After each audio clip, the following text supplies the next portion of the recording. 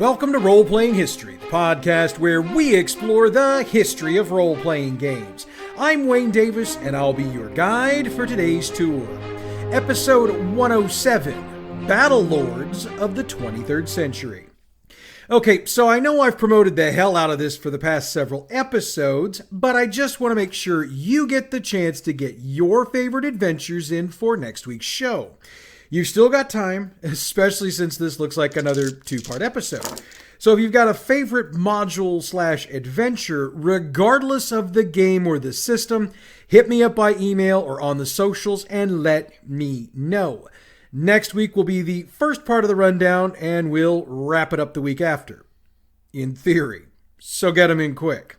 Oh, and for the record, this looks like it's going to be at least 90% old school D&D, and to be honest, I ain't mad about that at all.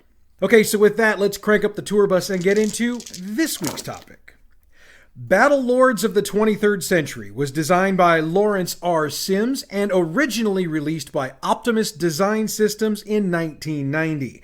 Now, normally I'd get into a whole spiel about the inspirations for the game and what Sims was thinking when he designed it, but he's not been big on interviews over the years. So instead of that, our history section of the show today is going to be detailing the multiple editions of Battlelords of the 23rd Century.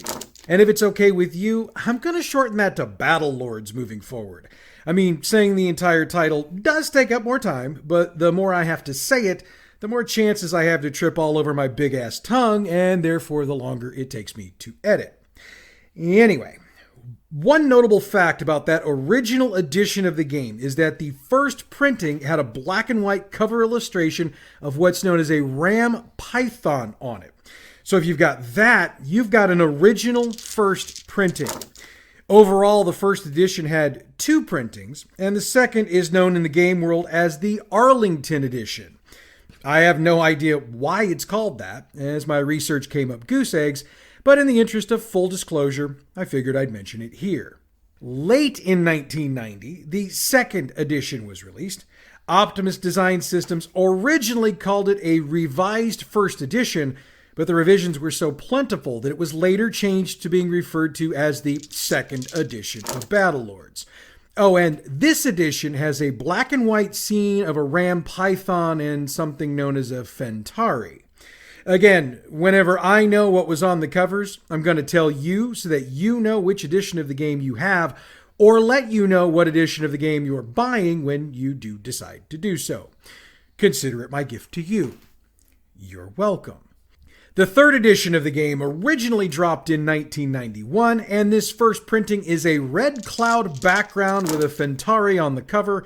Printing number 2 dropped in 1992, and it's a blue battle scene with a sword-wielding Eridani on it. Don't worry, we're going to break down what the hell these various things are momentarily. Fourth edition, much like second edition, originally began as a revised edition of the previous one, and again was changed due to the amount of new information provided within. This edition borrows the same cover from the second printing of the third edition, so just be aware. The fifth edition of Battlelords was the final release from Optimus Design Systems and was released in 1993. It has a black cover with a full-color cityscape on it, and I've actually seen this cover, and I gotta tell you, it looks really cool. Optimus Design Systems sold the license for Battlelords to SSDC Inc. in September of 1999, and from our history of license sales, we know what comes next. The 6th edition of Battlelords was released in 2000. Alternately known as the 10th Anniversary Edition, it's got a montage of races and starships on the cover. Again, I've seen this cover, and again, it's really cool and really well done. In 2017, SSDC granted exclusive rights to produce games set in the Battlelords universe to 23rd Century Productions LLC, and they launched themselves a Kickstarter to produce the 7th edition of the game. Needless to say, the Kickstarter was successful, and this new edition was released in 2019. Now, 7th edition is also known as the Kickstarter edition or the Revised edition and has an awesome scene with armored figures on it along with space fighters. Again, it's cool as hell and worth the price for the cover art alone. 23rd Century Productions is the exclusive producer for Battlelords, as they're not only responsible for the 7th edition of the game, but also distributing the prior versions of the game. They're also handling distribution for the various supplements and adventures published in the earlier versions of the game. So if you're interested in checking out any of these fine products, check out their website, 23rdcentury.net. That's 23rd Century, 23rdcentury.net. I just spell it so there can be no confusion. We've noticed over the course of our podcast that when a product has this long of a shelf life, it typically sees itself utilized in other forms, and Battlelords is no different. In 1995, it saw a version of itself as a collectible card game, and while that didn't last very long, it saw a devoted niche market while it existed. And while SSDC did give 23rd Century the game rights, they kept the rights for other products, and in late 2017, they announced a series of novels and short stories set in the Battlelord universe. As of this show, the only book that's been released is the October 2017 title, Across the Wounded Galaxy. However, SSDC still maintains that more releases will be coming, so check out the first book while we await news for more. So with the history covered, let's get into the setting of Battlelords. Battlelords is set in the year 2279. The Galactic Alliance is the major faction in the game, and it's in their territory that the bulk of the adventures take place in. For the record, Alliance space contains several galaxies, so there's a lot of real estate to use for scenarios. And the Alliance itself is diverse, as it consists of 12 races, of which humans are but one. There's intrigue in the game, as the Alliance is run by huge mega corporations who are seeking to exploit the farthest reaches of space. However, they do it subtly and behind the scenes. So this is where the PCs come in. They'll usually be Battlelords, who are mercenaries in the employ of one of the megacorps with a mandate to further the business by any means. And I mean any means. Shady and or illegal actions are pretty much always options on the table. They've got factions working against them because, of course they do. Rival mercenaries, rebels, hostile alien life forms on other planets. Even the alien race called the Arachnids are out there and either working against the players or are in the way of them accomplishing their goals. Now, before we get into the various races of Battlelords, and there are quite a few, I did want to expand on the various territories of the Alliance. The Milky Way, Andromeda, Fornax, Spirax, M32, and the Magellanic Clouds are either completely in or at least partially in the Alliance, and the No Man's Land and Hell's Kitchen supplements provide more details on 2 sectors of the Fornax galaxy. I realize that's not quite the territory lesson I give in Bad GM's campaign build-along, but since we've got a ton of race details to get out there, I'm fairly confident we're going to make up for it. I mentioned a moment or two ago that there are 12 races presented in the core rulebook that make up the Galactic Alliance, so let's start our look with them. First up are the Chitillians. They are green-skinned humanoids with lumpy projections on their skulls. They're also psychic. An interesting thing about those projections is that they can generate and store psychic energy that can be channeled and directed by the use of specifically attuned crystals, either carried or worn by the user. There's a subclass of the Chitillian known as empaths, and as you might have guessed, these are the psychics that can read emotions. The Chizorak are next. These are quadrupedal felinoid warriors with a matriarchal society. They're also exceptionally territorial. We all know what a matriarchal society is, but Battlelords takes it to an extreme with the Chizorak. Females control all aspects of the society, with males used pretty much only for breeding purposes. Chizorak do their best work in the game as scouts and spies. Let's talk about the Iridani, especially since I've already mentioned them a couple of times when I mentioned the covers of the various releases. These are some interesting folks. They're methane-breathing humanoids with a strong philosophical bend. Iridani society is rigid and caste-based and is also militocratic. They follow a philosophy called Kosh Mukal, or study of the inner self. That philosophy states that the individual can find enlightenment through performing their function correctly within their cultural niche. Tell you what, let's take a look at those castes. The Vax, or warriors, are the upper class. They run the military and control the government. The Tolud, or gentry, are the lesser families of the Vax. These would be the middle class, as it were. They're the non-commissioned officers and soldiers. But they're also the technicians, artisans, doctors, nurses, bureaucrats, civil servants. You're getting the point.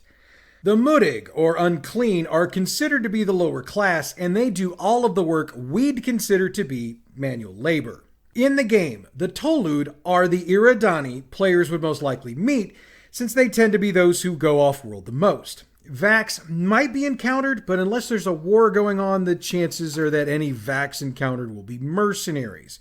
Mudig aren't allowed to leave the homeworld unless they're on a campaign with the military, so the chances of one of them being a part of the game are pretty slim.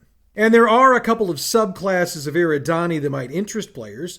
Sword Saints, who are also known as Mokaba Datu, or Wisdom Warriors, are warriors who train in the use of sacred bladed weapons and firearms in order to achieve enlightenment through Goyu Makibgi, or Silent Peace.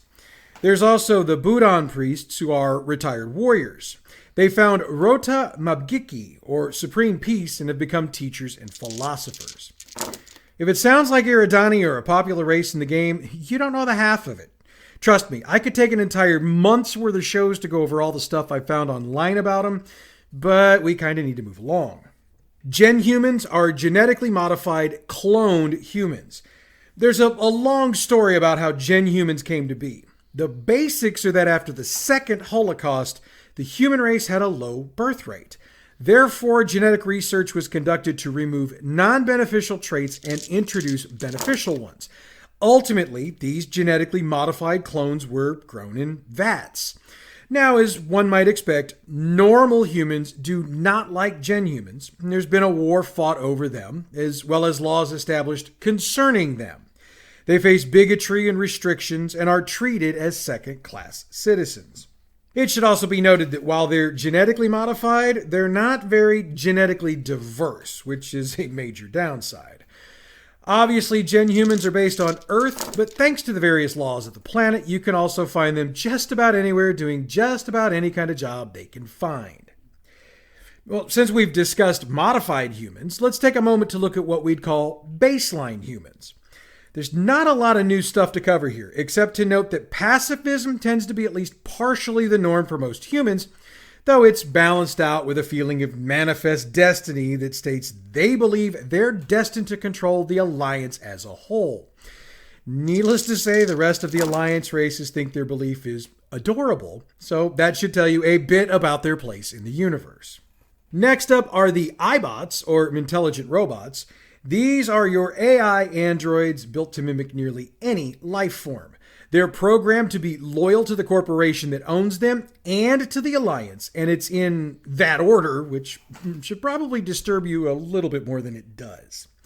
iBots have poor intuition and, of course, cannot heal themselves, so if they're damaged, they have to be taken in and repaired. They're also not considered to be true life forms. Instead, they're the property of the megacore that owns them. Insofar as jobs, they tend to do the jobs that are too dangerous for others to do, which makes sense when you figure in the whole their property thing. In what's probably going to be the shortest entry on our list, the Mazian are amorphous shapeshifters. Told you it was short. The Matajchan are super geniuses, though they're also small, frail, and inquisitive. They wield psychic energy and tend to become addicted to the energies they manipulate. You could think of them as megalomaniacal, but it ain't bragging if you can actually do it, and these folks can do it.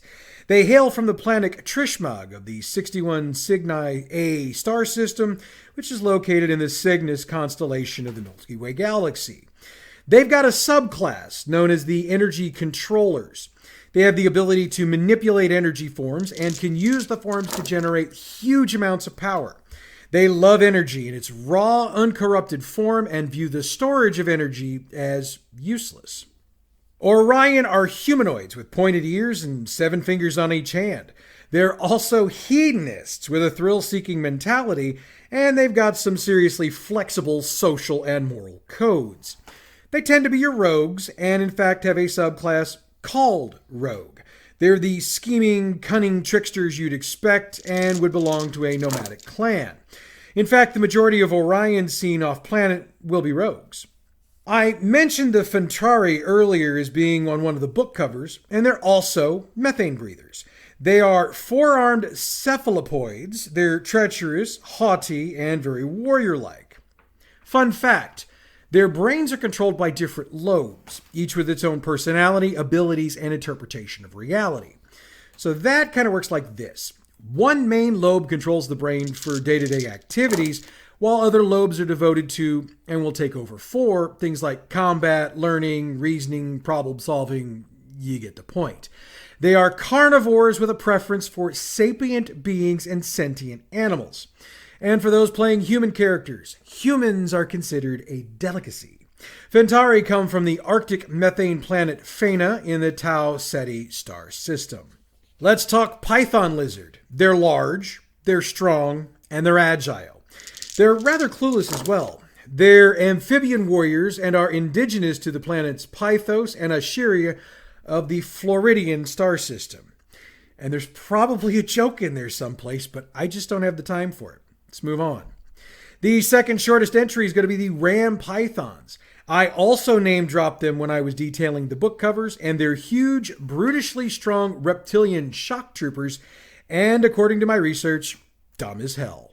Last up on our list of the 12 are the Zen Riglin. These folks are rather beloved in the Alliance. They're pacifists as well as biokinetic healers.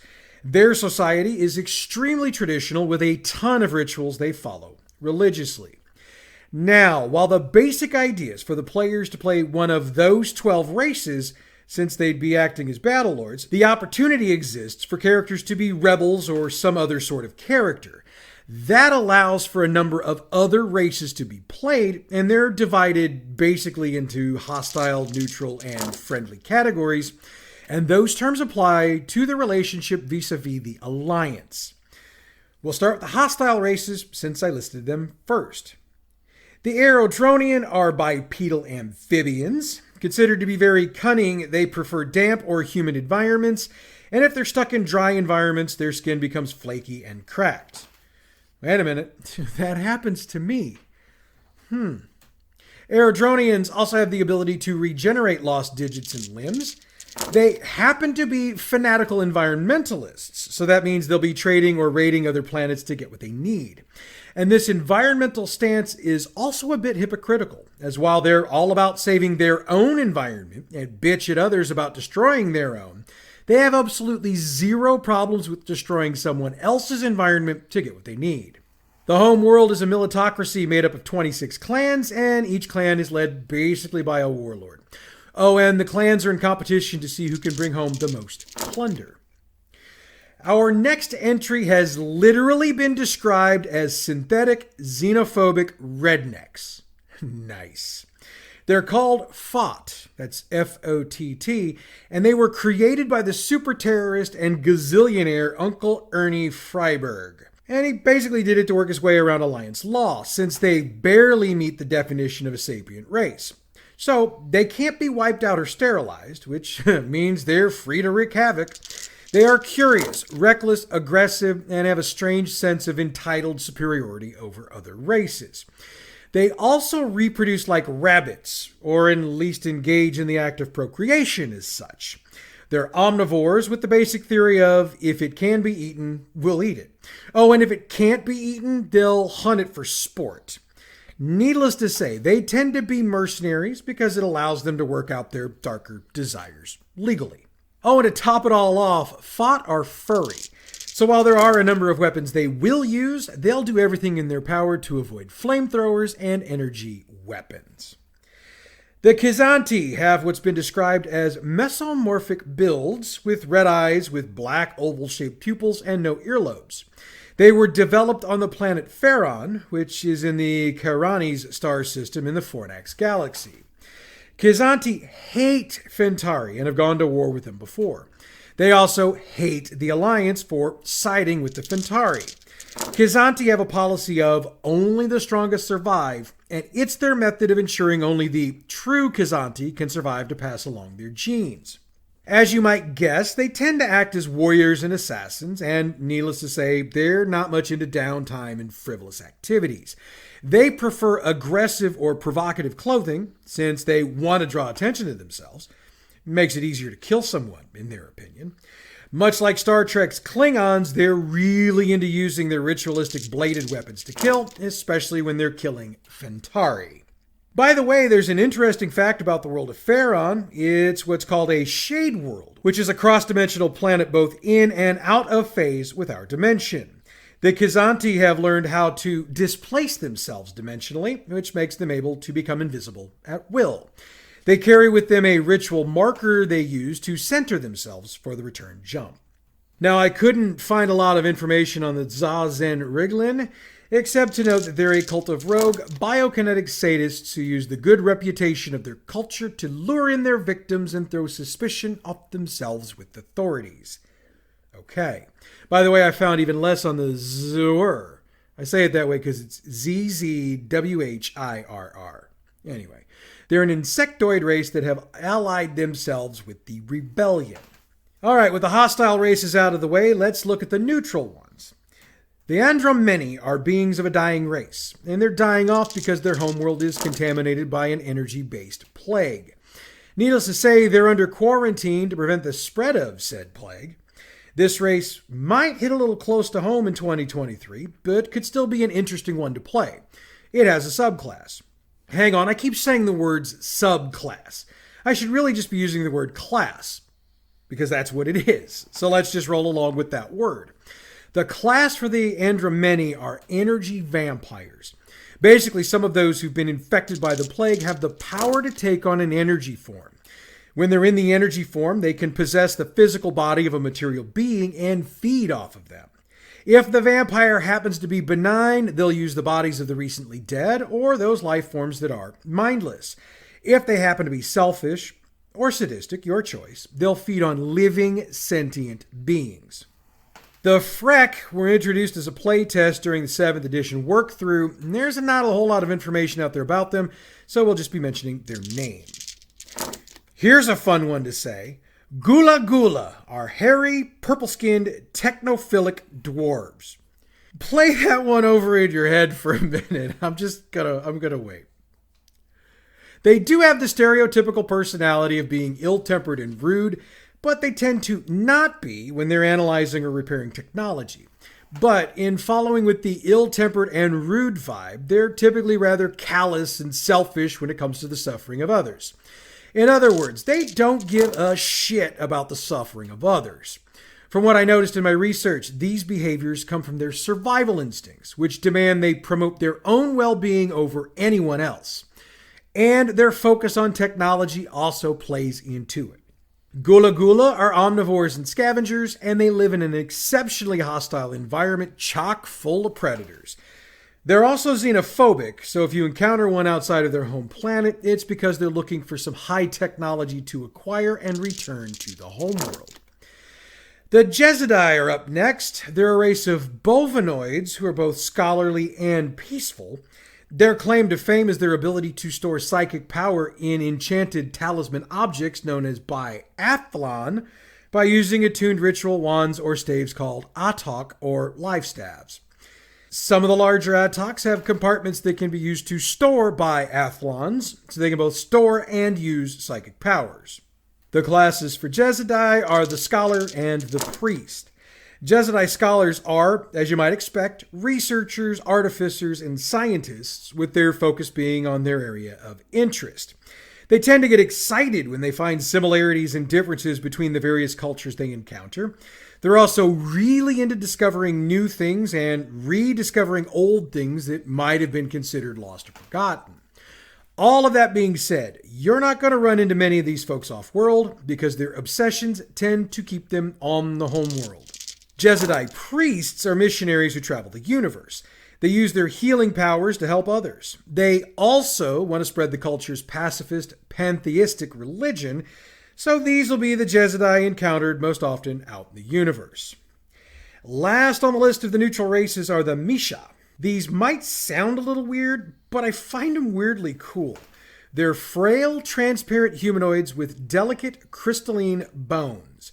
They sleep for long periods of time, but when they're awake, they're in a semi-conscious, sleepwalking state. And for the record, there's never been a Misha encountered in a fully conscious state.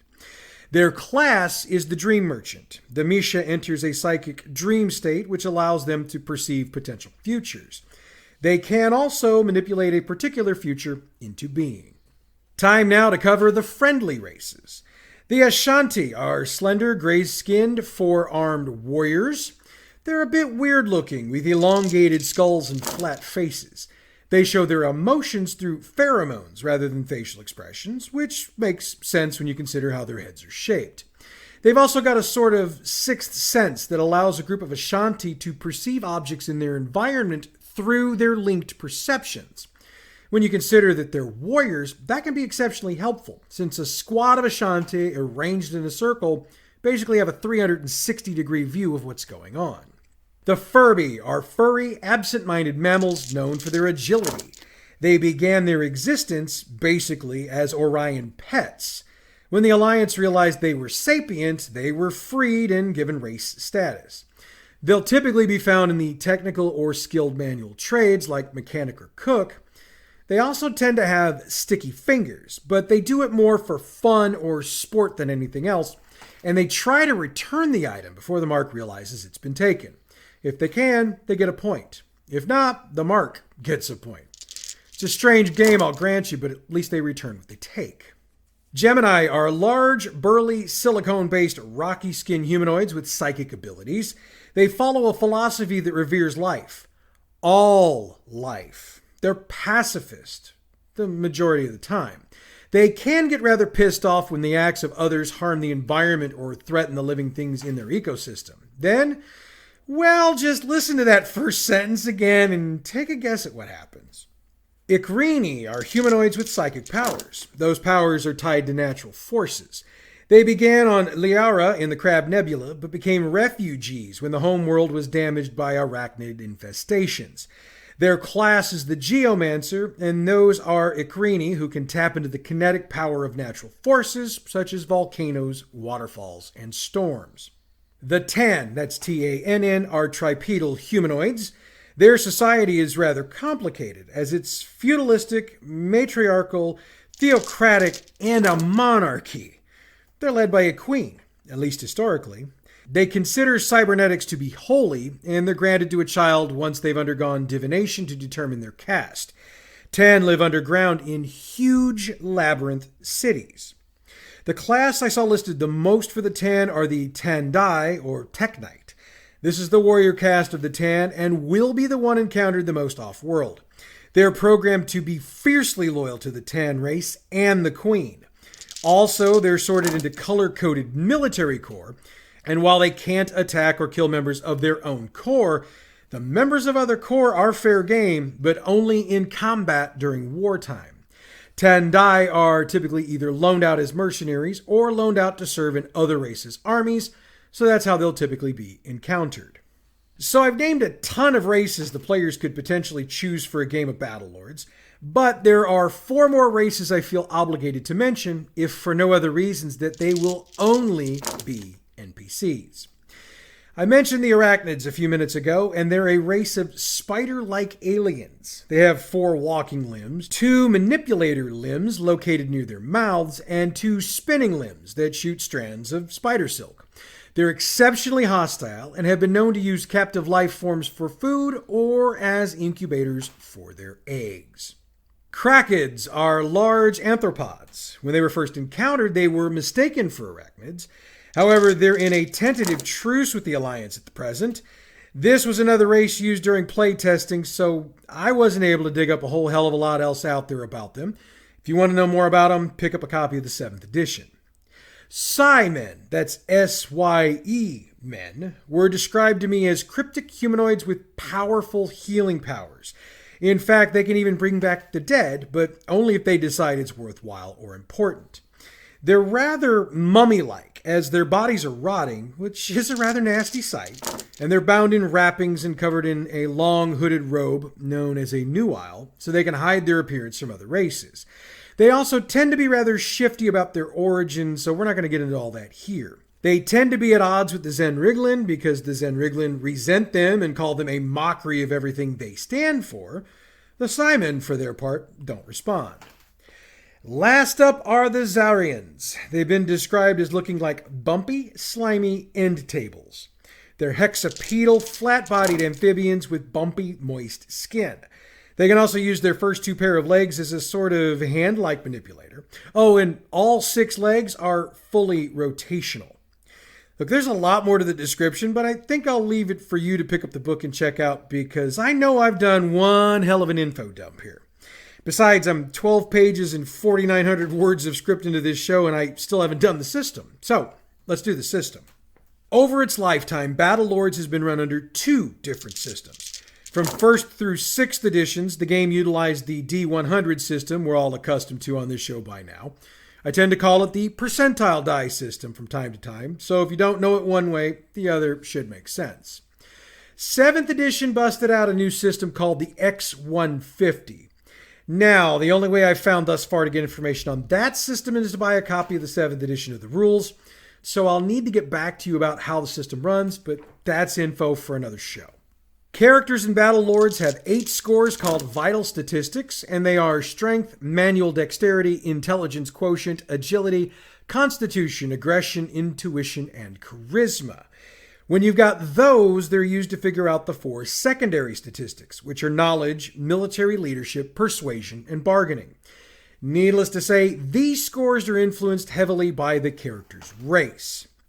There are no real character classes or character levels in Battlelords. I mean, I referred to classes in the race descriptions, but think of those more like the types of individuals the characters would either be or run into during the course of a campaign. The system is skill-based, and skills are increased with experience earned, and that's experienced through adventuring rather than a set number of experience points. Some of the races have what are called matrix abilities. These are psionics, basically, and can also be advanced with character experience. Other races, as we noted, are better suited for physical combat or for other types of occupations.